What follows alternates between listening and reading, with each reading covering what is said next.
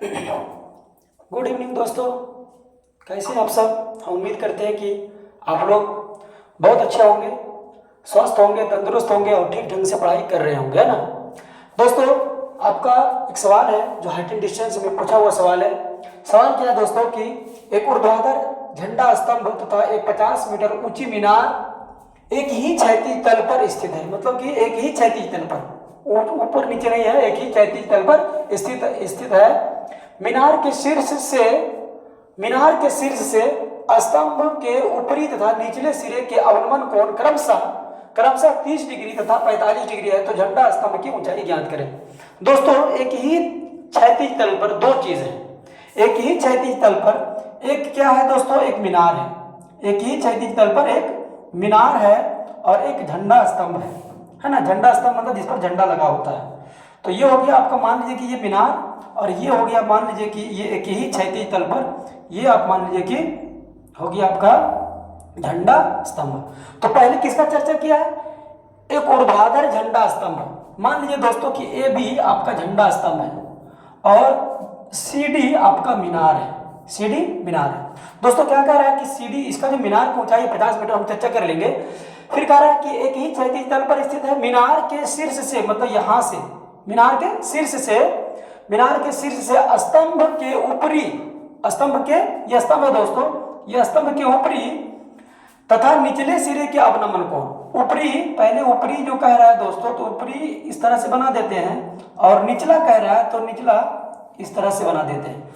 टेढ़ा हो गया दोस्तों, इसको मिटा के फिर से करते हैं ना। ऊपरी तथा निचले, तो ये हो गया दोस्तों आपका ऊपरी और ये हो गया आपका निचली। ठीक है, तो क्या कह रहा है कि ऊपरी और निचले जो है इसका अवनमन कोण किस तरह से है दोस्तों, देख लीजिए। ये 50 मीटर है। ऊपरी, यहां ऊपरी छोर का जो अवनमन कोण है वो बन रहा है 30। कितना बन रहा है दोस्तों, 30 बन रहा है। और निचला जो है वो बन रहा है 45। ये कितना बन रहा है दोस्तों, 45 बन रहा है। 45 है ना। उसके बाद फिर आगे क्या कहता है दोस्तों, देखते हैं। 45 डिग्री। ठीक, अब एक बात आप जान लीजिए कि जब ये 30 बन रहा है तो आप यहां पे एक रेखा पहले खींचिए। यहां पे एक रेखा खींचिए दोस्तों, यहां पे एक रेखा खींचिए। इसका नाम आप ई दे दीजिए। कुछ भी आप दे सकते हैं अपने मन से, आप अलग चीज भी दे सकते हैं ना। तो दोस्तों इसमें यहां जब यहाँ 30 है, यहाँ 45 है, तो यहाँ पे भी 30 हो जाएगा। यहाँ कितना हो जाएगा, यहाँ पे हो जाएगा 30 और 30 डिग्री, और चूंकि ये वाला यहाँ पे हो जाएगा 45, यहाँ पे हो जाएगा दोस्तों कितना, 45 डिग्री। दोस्तों एक बात जान लीजिए, आप क्या कीजिएगा, जेड बनाइएगा, सीधा भी उल्टा भी। इसको एकांतर कोण कहते हैं दोस्तों। तो एकांतर कोण क्या होता है, बराबर होता है। इसलिए एकांतर कोण से यहाँ पे 30 है, तो अब देखिए इस तरह से जेड बनता है ना। ये एकांतर कोण से क्या हुआ, 30 डिग्री बराबर हो गया। और यहाँ पे जो अवनमन कोण कह रहा था 45, तो इस तरह से बनाइए जेड, और यहाँ पे भी बन जाएगा 45 डिग्री। ठीक है दोस्तों, अब यहाँ पे क्या करना है, अब जो हम किए हैं वो मान लेते हैं पहले। दोस्तों हम क्या क्या बनाए कि एक मीनार है, एक झंडा स्तंभ है। जिस तरह से है उसको हम क्या करेंगे दोस्तों, उसी तरह से हम लिखते चले जाएंगे, है ना। चलिए लिखते हैं। माना ए भी एक झंडा स्तंभ है। ए भी एक झंडा स्तंभ, ए भी एक झंडा स्तंभ है, एवं CD बराबर कितना मीटर कह रहा है, 50 मीटर ऊंचा एक मीनार है। ठीक है दोस्तों, ये दोनों कह रहे हैं कि एक ही तल में है। अब मीनार और झंडा स्तंभ क्या है, एक ही तल में है। चलिए न भी लिखेंगे, मानने में कोई दिक्कत नहीं है।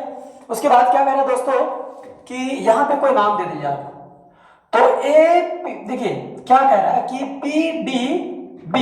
अब यहां पे हम डायरेक्ट कौन लिखेंगे, PDB बराबर 45 डिग्री।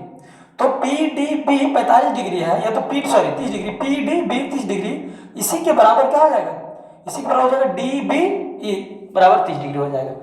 कैसे होगा दोस्तों, ये कैसे होता है, एकांतर कोण से होता है ना। चलिए हम आगे बढ़ते हैं, लिखेंगे कोण पी डी बी, कोण पी डी बी बराबर डी बी ई, कोण डी बी ई बराबर कितना 30 डिग्री, एवं कोण पी डी, ये वाला 45 डिग्री हमको लिखना है, पी डी ए बराबर पी डी ए बराबर कोण डी ए सी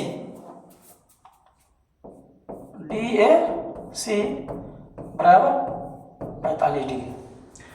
उसके बाद दोस्तों फिर और क्या लिखना है, इसमें लिखना है क्या, CE बराबर AB, ठीक है, CE बराबर AB ये लिखना है, और फिर AC बराबर ये, दोनों बराबर होगा दोस्तों, है ना। यहाँ पे 90 डिग्री का कोण बन रहा है दोस्तों, हम क्षैतिज रेखा खींचे हैं, और यहाँ पे भी 90 डिग्री का कोण बन रहा है। तो हम लिख लेते हैं दोस्तों चित्र से, या फिर ज्यामितीय रचना के अनुसार, ऐसे भी लिख सकते हैं, या फिर लिख सकते हैं चित्र के अनुसार, चित्र के अनुसार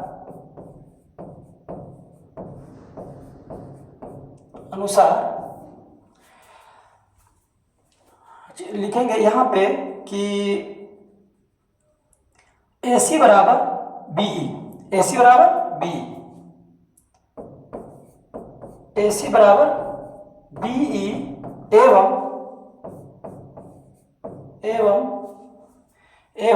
CE बराबर AB, CE बराबर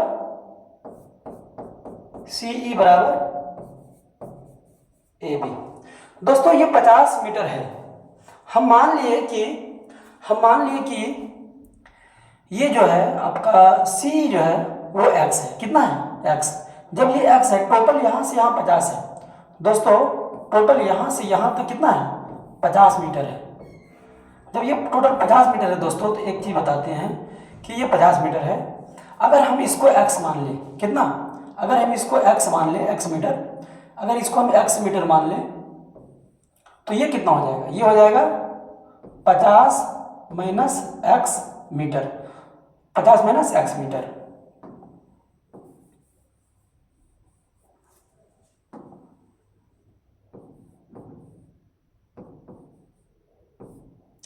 थोड़ा सा और पीछे से लिखना पड़ेगा, 50 माइनस x मीटर,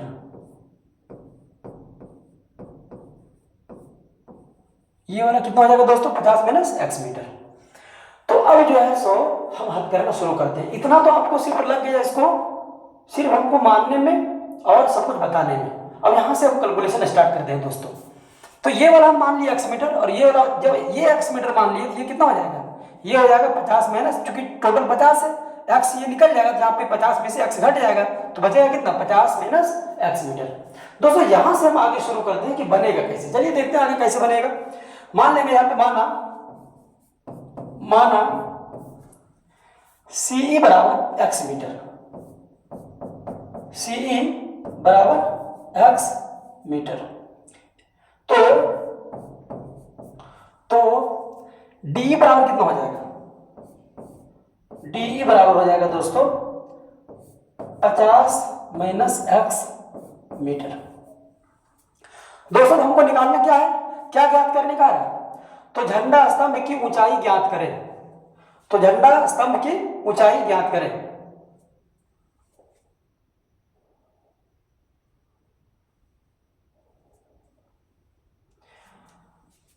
चलिए झंडा स्तंभ की ऊंचाई ज्ञात करना है, चित्र हम सब बना चुके हैं दोस्तों। अब यहां से हम स्टार्ट करते हैं झंडा स्तंभ की ऊंचाई ज्ञात करने के लिए।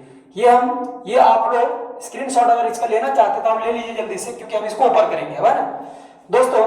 इसको क्या करना है देखिए, सबसे पहले चित्र हम सिर्फ बनाने देते हैं, बाकी सब कुछ हो जाएगा, हम सब कुछ काम कर लिए दोस्तों। लिखते हैं समकोण त्रिभुज, किसमें DC, ये समकोण त्रिभुज है दोस्तों, है ना, ये समकोण त्रिभुज आपका हम लिखते हैं DCA में, समकोण त्रिभुज DCA में लिखेंगे समकोण त्रिभुज DCA में।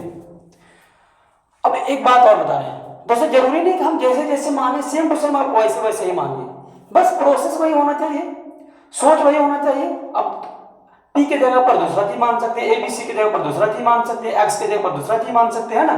तो आप अपने हिसाब से कीजिएगा, बस प्रोसेस वही होना चाहिए, कॉन्सेप्ट वही होना चाहिए, बस है ना। आप मानने को कुछ भी मान सकते हैं, कैसे भी मान सकते हैं। दोस्तों यहाँ क्या है, समकोण त्रिभुज DCA में कितना हो जाएगा, हमको निकालना क्या है दोस्तों, हमको निकालना है स्तंभ की ऊंचाई, मतलब कि AB की झंडा स्तंभ की ऊंचाई। तो हमको निकालना क्या है, झंडा स्तंभ की ऊंचाई निकालना है ना। तो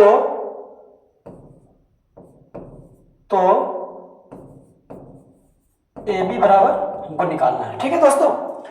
और यहाँ पे हम देखते हैं कि वहां तक हम पहुंचेंगे कैसे।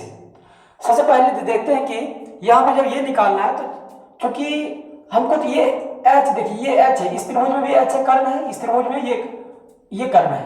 तो हमको कर्ण से मतलब नहीं, हमको P और B से मतलब है, मतलब कि आधार और लंब से मतलब है ना। तो हम क्या लगाएंगे, tan लगाएंगे। tan कितना डिग्री, 45 डिग्री।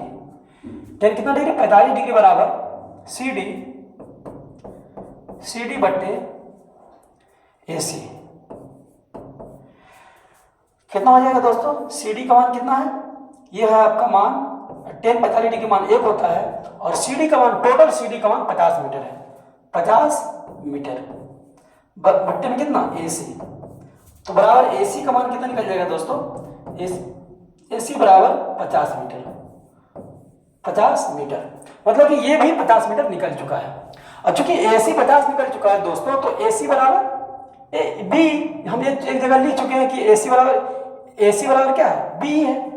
तो AC बराबर B है, तो हम B का मान अब कितना ले लेंगे, 50 मीटर ले लेंगे, है ना। तो लिखेंगे दोस्तों आगे, चूंकि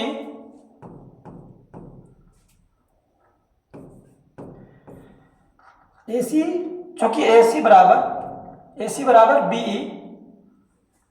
ये तो ऐसे लिखेंगे, क्योंकि AC बराबर B, इसलिए BE बराबर भी कितना हो जाएगा, BE बराबर 50 मीटर हो जाएगा, ठीक है दोस्तों। अब लिखेंगे हम समकोण त्रिभुज किसमें, समकोण त्रिभुज DEB में।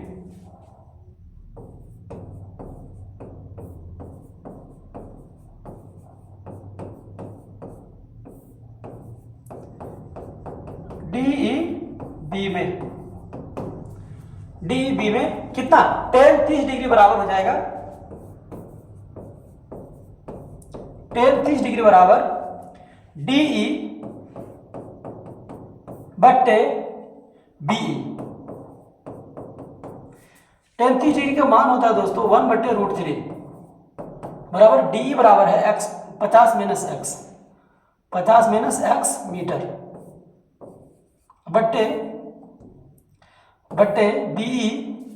BE का मान दोस्तों अभी तुरंत हम बता चुके 50 मीटर। तो दोनों में मीटर आ गया है, तो मीटर कट जाएगा यहाँ पे, है ना। अब क्या हो जाएगा दोस्तों, यहाँ पे हो जाएगा 50/√3, ऐसे यहाँ पे निकालना है, x का वैल्यू यहाँ से निकालना है ना। तो कैसे निकलेगा, 50 मीटर नीचे है, 50 मीटर नीचे, तो इसको इधर कर दीजिए, कितना हो जाएगा, ये हो जाएगा 50/√3 बराबर 50 माइनस x। चलिए ठीक है। अब क्या करना है दोस्तों, यहां से क्या करेंगे, देखिए थोड़ा सा ध्यान से, x को इधर ले आते हैं, तो x बराबर क्या हो जाएगा, 50 पे यहीं रहने देते हैं, इसको बराबर के इस पार ले आते हैं, हो जाएगा 50 माइनस √50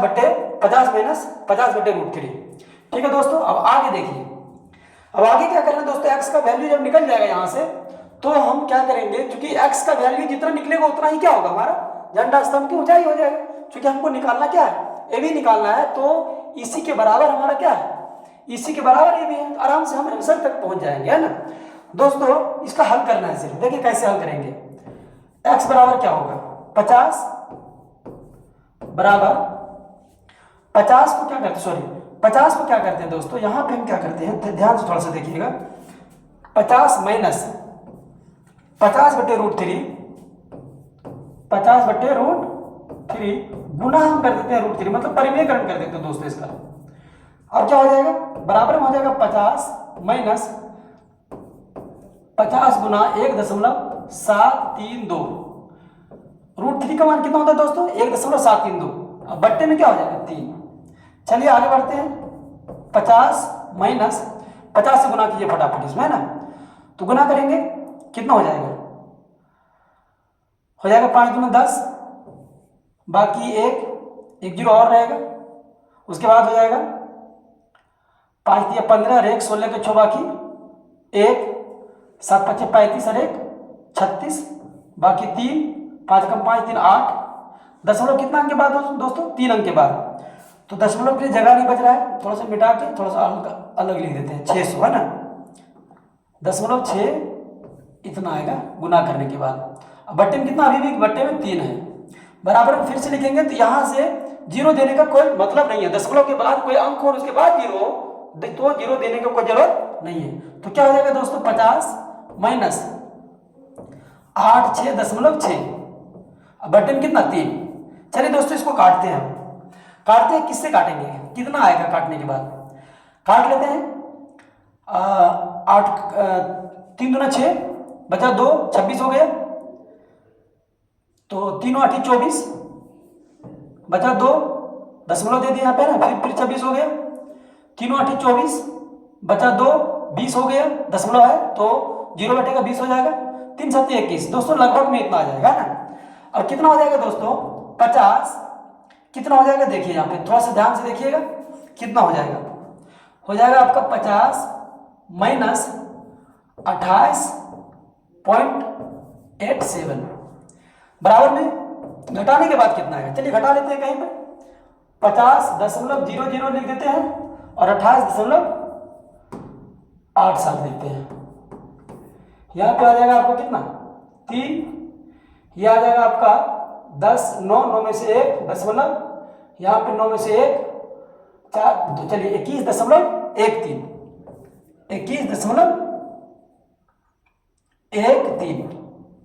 दोस्तों x का वैल्यू आया 21.13। अब हम x को मानेंगे कि माने क्या, इसी बराबर, इसी का मान इतना आया, तो यहां पे क्या लिखेंगे दोस्तों, अतः यहां पे लिखेंगे अतः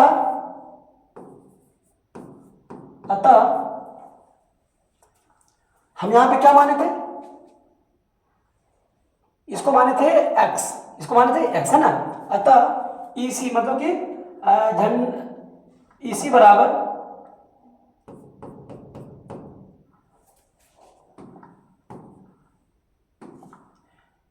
EC बराबर या तो C बराबर CE बराबर AB बराबर कितना 21.13।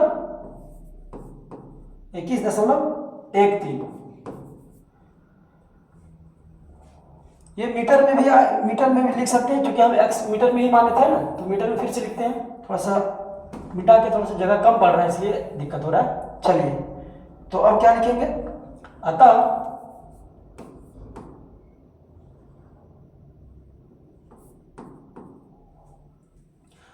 C बराबर, यह मान किसका आया, यह मान हम निकाल रहे थे किसका, x का मान निकाल रहे थे ना, x किसके बराबर माने थे, देखिए तो C का मान माने थे ना x मीटर, अतः C बराबर CE बराबर कितना AB। दोस्तों ये दोनों बराबर है ना दोस्तों, लेकिन यहाँ पे माने में C बराबर AB है ना, और C का मान कितना आया, C का मान x माने बराबर क्या माने x मीटर। x मीटर के वैल्यू पर कितना आया बोलिए आप, x मीटर के जगह पर कितना आया, x का वैल्यू कितना आया 21 बराबर में लिखेंगे 21.13 मीटर।